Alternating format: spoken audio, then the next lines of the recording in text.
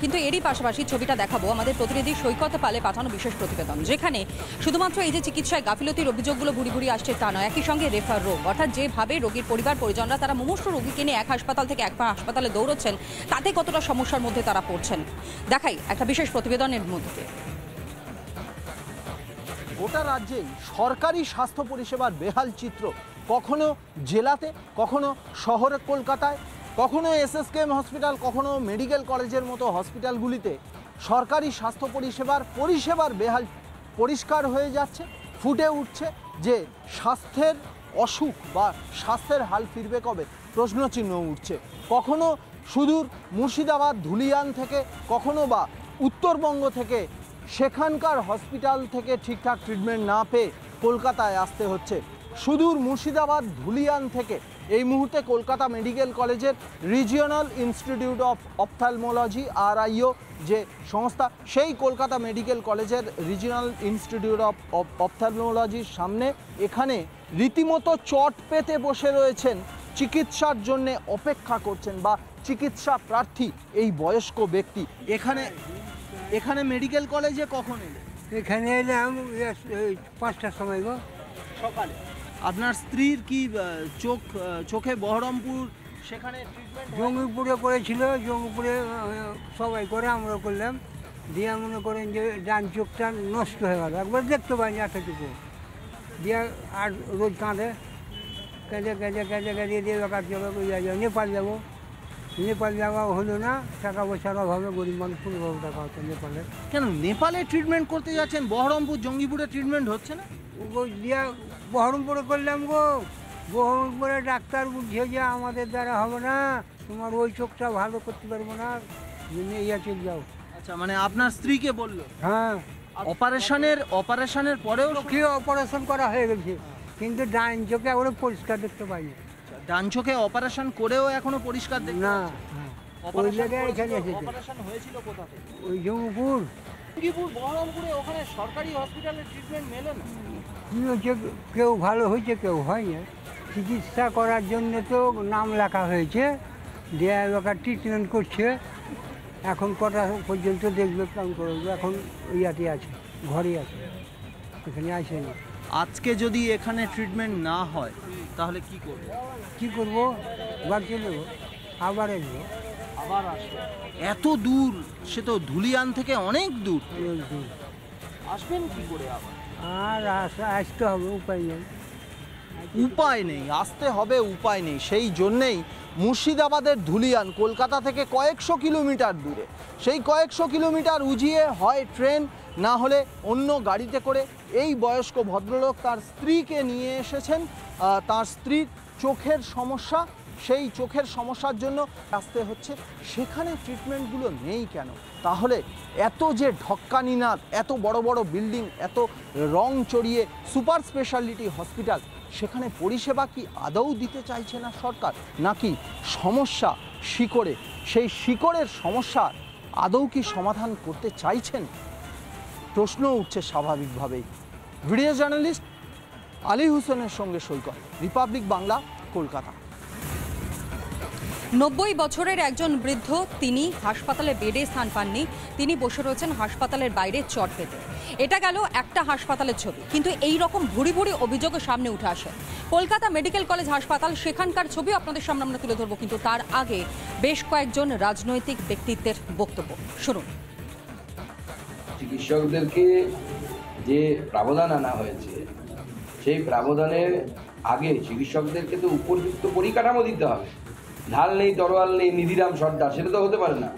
আপনি চিকিৎসককে দিলেন দায়িত্ব, অথচ তার কোনো ইনস্ট্রুমেন্ট নেই, তার অপারেশন টেবিলে উপযুক্ত ব্যবস্থা নেই, জেনারেটর নেই, তাহলে সে রোগী মৃত্যু হতেই পারে।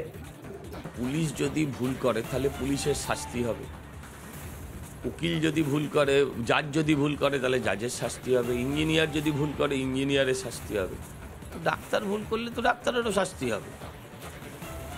নিশ্চয়ই ভুলের একটা মানদণ্ড থাকবে, একটা মাপদণ্ড থাকবে, ইচ্ছাকৃত অনিচ্ছাকৃত কিছু থাকবে। আমার মনে হয় এটা নিয়ে রাজনীতি করা মানে কোনো জায়গা নেই। আর অতীতেও এটা ছিল, ডাক্তার ভুল করলে তার শাস্তি হতো না, তাদের লাইসেন্স চলে যেত না, অতীতেও এটা ছিল। এখন কেউ যদি সেটা নিয়ে পলিটিক্স করবো মনে করেন, দ্যাট ইজ ডিফারেন্ট। জ্যাকব ম্যাথিউসের কেসে সুপ্রিম কোর্ট বেঁধে দিয়েছিল যে চিকিৎসকের বিরুদ্ধে কখন পুলিশ এফআইআর নিতে পারবে, পুলিশের এফআইআর ডাইরেক্টলি নেওয়ারও ক্ষমতা নেই। আর এই নতুন আইনে সেটার কোনো পরিবর্তন হয়নি, যেটা হচ্ছে যে ধারাটা রয়েছে সেখানে ওই একই সাজা রয়েছে যদি ক্রিমিনাল নেগলিজেন্স হয়। যে কোনো গাফিলতি বলা হয়নি। যদি ক্রিমিনাল, ধরুন একজন ডাক্তার হয়তো মদ্যপ অবস্থায় রাত্রেবেলা এসে রোগীর অপারেশন করলো, তার হয়তো ডান কিডনিতে সমস্যা রয়েছে, সে বাঁ কিডনিটা বাদ দিয়ে দিল কারণ সে মদ্যপ অবস্থায় অপারেশন করেছে। এই ধরনের একটা গ্রস নেগলিজেন্সের ক্ষেত্রে তখনই বলা আছে যে সেটাতে যাতে রোগীর প্রোটেকশন থাকে, ডাক্তাররা যাতে এই ধরনের নেগলিজেন্ট না হয়। কিন্তু সেটা যে কোনো নেগলিজেন্সের ক্ষেত্রে প্রযোজ্য নয়। আপনারা জানেন যদি সিভিল নেগলিজেন্স হয় সেক্ষেত্রে কনজিউমার প্রোটেকশন অ্যাক্টের মধ্যে মেডিকেল প্র্যাকটিস পড়ে এবং সেখানে কনজিউমার কোর্টে সেগুলো বিচার হয়। আমরা ইতিমধ্যেই ভারতবর্ষের তথা পৃথিবীর সর্ববৃহৎ চিকিৎসক সংগঠন ইন্ডিয়ান মেডিকেল অ্যাসোসিয়েশন এবং আমি তার প্রাক্তন সর্বভারতীয় সভাপতি এবং বর্তমান রাজ্য সম্পাদক হিসাবে আমরা আন্দোলন করছি। এটা আমরা তীব্র প্রতিবাদ করছি যে যেভাবে আজকে চিকিৎসকদেরকে এইভাবে কাঠগোড়ায় তুলে চিকিৎসকরা ইচ্ছাকৃতভাবে কোনো ভুল করে না সচরাচর, তাদের অনিচ্ছাকৃত কোনো ভুলের জন্য তাদেরকে এইভাবে জেলে পুরে দেওয়া হবে, এটা আমরা তীব্র বিরোধিতা করেছি। প্রসঙ্গত আপনাদের জানিয়ে রাখি, আমাদের সরকার এর আগে মমতা ব্যানার্জি ঘোষণা করেছিলেন যে কোথাও এই ধরনের ঘটনা ঘটলে সুমোটো কেস করে কোনো ডাক্তারকে জেলে পোরা যাবে না। কিন্তু দুর্ভাগ্যের বিষয়, আমরা যখন ইন্ডিয়ান মেডিকেল অ্যাসোসিয়েশনের তরফ থেকে কেন্দ্রীয় সরকারের কাছে চিকিৎসকদের নিরাপত্তার জন্য স্পেশাল আইন করার জন্য আবেদন করেছিলাম, তখন কেন্দ্রের স্বাস্থ্য দপ্তর অনুমোদন দিলেও অমিত শাহের স্বরাষ্ট্র দপ্তর অনুমোদন দেয়নি বলে সেই আইন আজকে পাস হয়নি। আর এই নিয়ে রাজাগোপাল ধর চক্রবর্তী রাজনৈতিক বিশ্লেষক, তারও বক্তব্য আমাদের কাছে রয়েছে। কিন্তু তার বক্তব্য শোনানোর আগে ওই যে বললাম কলকাতা মেডিকেল কলেজ হাসপাতাল ভুরি ভুরি অভিযোগ, একবার দেখাই ছবিটা দেখুন, তুলিকার পাঠানো বিশেষ প্রতিবেদন। জেলায় জেলায় রয়েছে হাসপাতাল, কিন্তু সেই হাসপাতালে চিকিৎসা পরিষেবা সেরকমভাবে পাওয়া যায় না। আর সে কারণে জেলার প্রচুর মানুষ, প্রচুর রোগীরা আসেন শহর কলকাতার হাসপাতালের চিকিৎসার জন্য। কিন্তু সেই চিকিৎসা করাতে এসেও কেউ 1 সপ্তাহ, কেউ 2 সপ্তাহ শুধুমাত্র বিভিন্ন হাসপাতালে দৌড়ে দৌড়ে ঘুরছে। সেই মেডিকেল এমার্জেন্সির সামনের যে জায়গা রয়েছে সেখানে এই মুহূর্তে এখনো পর্যন্ত রোগী বসে রয়েছেন। তার পা আমি একটুখানি দেখানোর কথা বলবো, বলবো রাশিকরকে সেই ছবিটা দেখানোর জন্য। কার্যত মেডিকেল কলেজ হাসপাতাল কিংবা শহর কলকাতার বিভিন্ন যে হাসপাতাল রয়েছে সেই হাসপাতালে আসলে কার্যত গা শিউরে ওঠার মতন ঘটনা। 3 তারিখ থেকে আজকে 8 তারিখ হয়ে গেছে, শুধুমাত্র বেড পাওয়া যায়নি বলে হাসপাতালে এখনো পর্যন্ত বসে রয়েছেন সঠিক চিকিৎসার আশায়। আমি একটুখানি 3 মনে আছে তা লাগছে ওরা করি কি বলবা, এইখানটা আমার অসুবিধা হচ্ছে, যন্ত্রণা হচ্ছে, বসতে পারি না। 3 তারিখ থেকে আপনি কলকাতায় আসছেন, আবার বাড়ি ফিরে যাচ্ছেন, কি করব, না হলে কি করব? ডাক্তার তো আপনাকে 3টে হাসপাতালে ঘুরেছেন, কোন কোন হাসপাতালে ঘুরেছেন?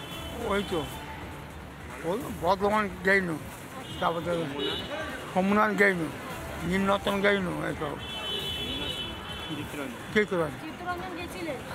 ডাক্তার কি বলছে, কেন ভর্তি হতে পারছেন না? সেল নাই, বেড নাই। এসব জায়গায় নিয়ে যাচ্ছি, একবার আউটডোর ফার্স্ট হচ্ছে, আউটডোর দেখাতে হচ্ছে, আউটডোর দেখানোর পরে এমার্জেন্সিতে নিয়ে আসছি, তখন বেড বলে লিখে দিচ্ছে, তারপরও বেড নাই।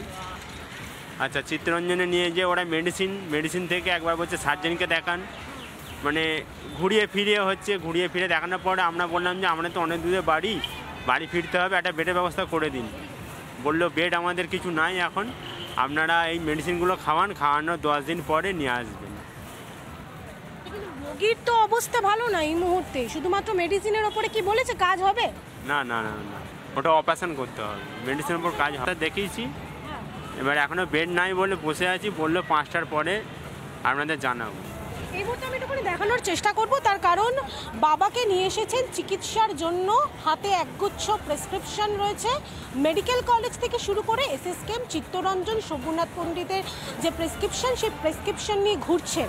শুধুমাত্র সঠিক সুচিকিৎসার জন্য তারা এভাবেই হাসপাতালের সামনে বসে থাকবেন, কষ্ট পাবেন, যন্ত্রণা পাবেন, সেটাই এখন লাখ টাকার প্রশ্ন। ক্যামেরায় রাশিকর দাসের সঙ্গে তুলিকার রিপোর্ট, রিপাবলিক বাংলা, কলকাতা। আর ন্যায় সংহিতার এই কড়া পদক্ষেপের পর, অর্থাৎ এই আইন লাগু হওয়ার পর সাধারণ মানুষজনের কিছুটা হলেও হয়তো স্বস্তি হচ্ছে, ব্যবস্থাপনা তা হয়তো কিছুটা বদলাবে। এই সমস্ত বিষয় নিয়ে প্রতিক্রিয়া দিয়েছেন রাজনৈতিক বিশ্লেষক রাজাগোপাল ধর চক্রবর্তী। শোনাই। ডাক্তারের যদি কোনো দোষ ধরা পড়ে সেটা সঠিক মূল্যায়নের পরেই অন্য প্রফেশনের যদি শাস্তি হতে পারে, এখানে কেন শাস্তি হবে না? নতুন যে ন্যায় সংহিতায় আপনি যেটা বলছেন আমার সঠিকভাবে জানা নেই কী কী ঘটেছে, যেটা যদি ঘটে থাকে এটা তো আমি সাধুবাদ জানাই, তবে যেন কাউকে ভিকটিম না করার চেষ্টা হয়, এর যেন ডাক্তারেরও সেফগার্ড যাতে থাকে সেটা আমাদের দেখতেই হবে, এবং মানুষ একটা বিপদ থেকে রক্ষা পাবে এরকমই ব্যবস্থা বোধহয় ন্যায় সংহিতা করছে।